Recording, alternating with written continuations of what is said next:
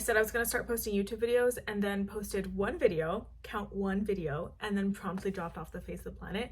So here we are again. Take two, trying again. Okay, so welcome back to another video after months and months. It's gonna be a good video because today we're discussing Muslim books 101. And what I mean by that is it's not like videos on Islam it's not books on Islam or Islamic books. It's books with Muslim main characters, books written by Muslim authors, just books that were for Muslims by Muslims and are very, very good books and that you should be adding to your TBR if you haven't read them already. Now, these are the basics. Believe me, there are so many.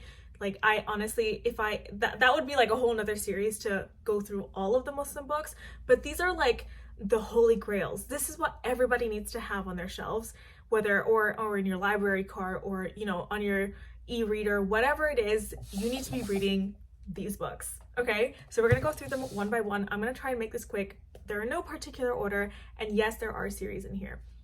Okay, so very first, number one, As Long as the Lemon Trees Grow by Zulfa Qatur. If you follow me on any social media, you know how much I love this book. Obviously, I recommend every single one of the books that I talk about in this video, but this is so amazing. This is a YA speculative contemporary, which means that there's like a little bit of, it's not quite fantasy, but there's just like a small like imaginative element, and that's why they call it speculative. So this book takes place during the Syrian Revolution, and it follows Salama, who is trying to escape Syria during the revolution to find safe haven for her pregnant best friend.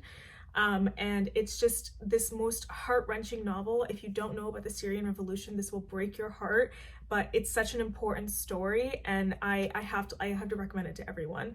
And this one has the exclusive short story. This is the UK version, and no other, I think only the UK versions have this, just so you know, just like you're not expecting another short story.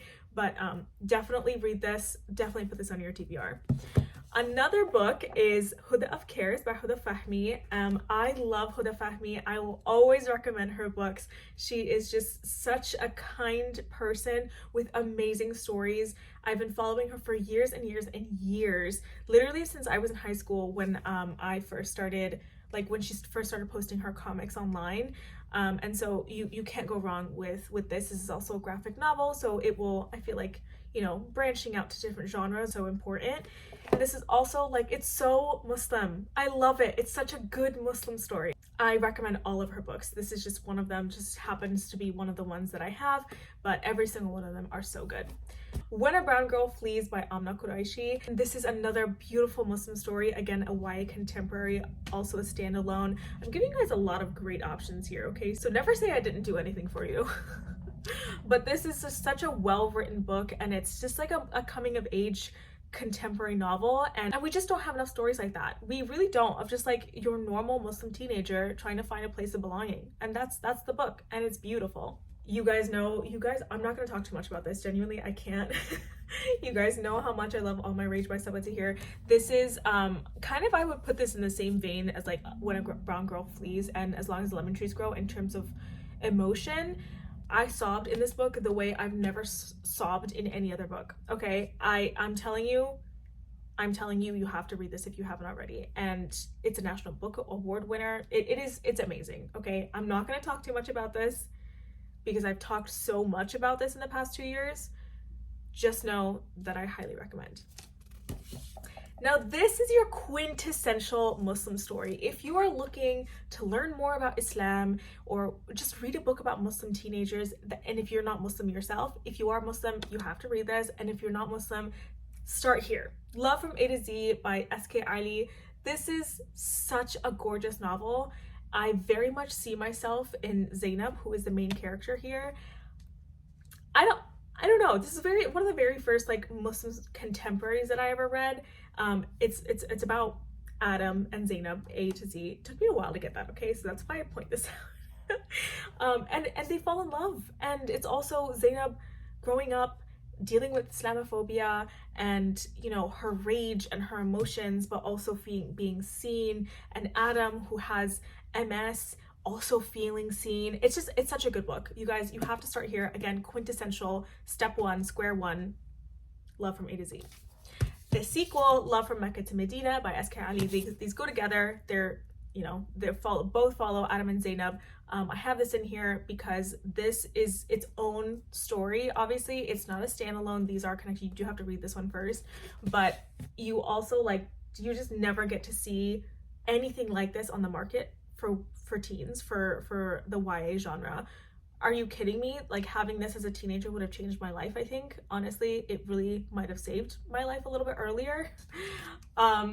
But it's such a beautiful book. And when do you ever see anything that says like Mecca to Medina and it's published by one of the big 5 publishers and it's a YA fiction? Genuinely. Again, quintessential. Now we're getting into the fantasy. These last 3 are fantasy, and then we're gonna wrap it up.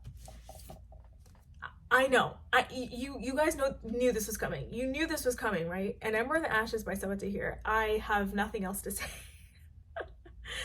This is a quartet. I have all of the books. I didn't want to pull all of them down, but this is a series. This is one of the best series you'll ever read. Not to like set your expectations or anything. If you haven't read this already, I need you to drop everything you're doing and read this, okay? One of the very first books I ever read with a brown girl on the cover, so this book will always have a place in my heart.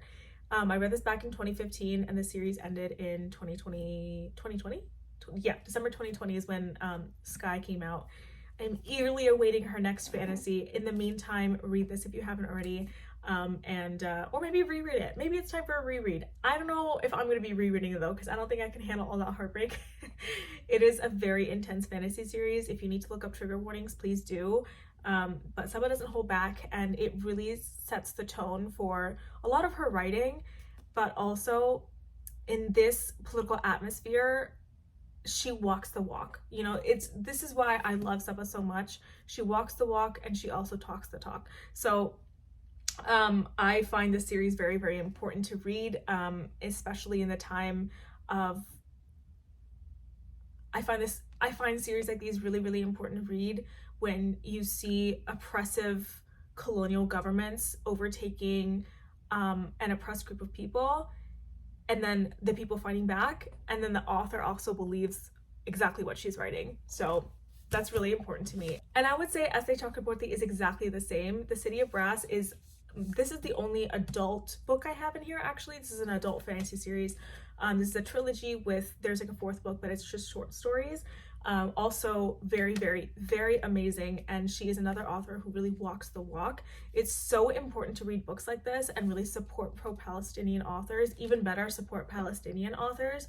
But The City of Brass is, I think, a well-loved classic for a lot of people who read adult fantasy.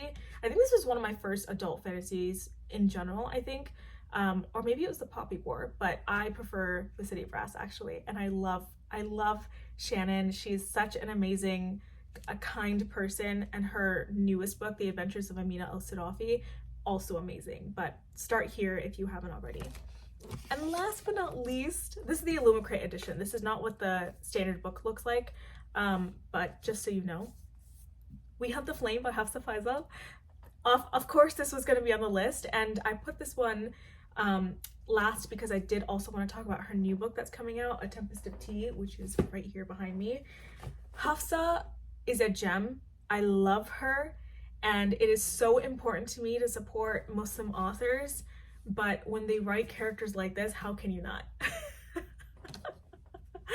This is such a beautiful YA fantasy. I think everyone knows about the Wehun The Flame duology at this point. It was one of those like big book talk books that blew up in early 2020. So I feel like I don't need to do much convincing around this book as much in general, but I do want you all to know that A Tempest of Tea is coming out in less than a month at this point, or actually I think it's almost exactly a month now.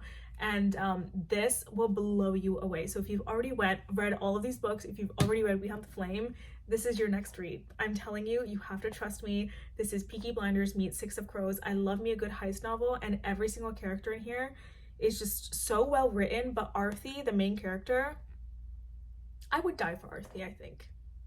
I think I would give it all up for Arthi. So I hope that tells you everything you need to know. So that's it. That's my Muslim books 101. Again, these are just the basics. Obviously, there are so many more from where these came from. And so if you guys want more recommendations, let me know, or, you know, check out my Instagram or TikTok where I talk more about Muslim books. Or, you know, I have a book club. It's called Baraka Book Club, and I run it with my friend Besma, who created it with me. And all we read are Muslim books. Every single month we pick a new Muslim book to read, whether, again, it's Muslim characters or Muslim main characters or written by a Muslim author. That's kind of what we dedicated our whole thing to be. And so if you're interested in reading more Muslim books, come join our book club. It's free. All you gotta do is just have a Discord.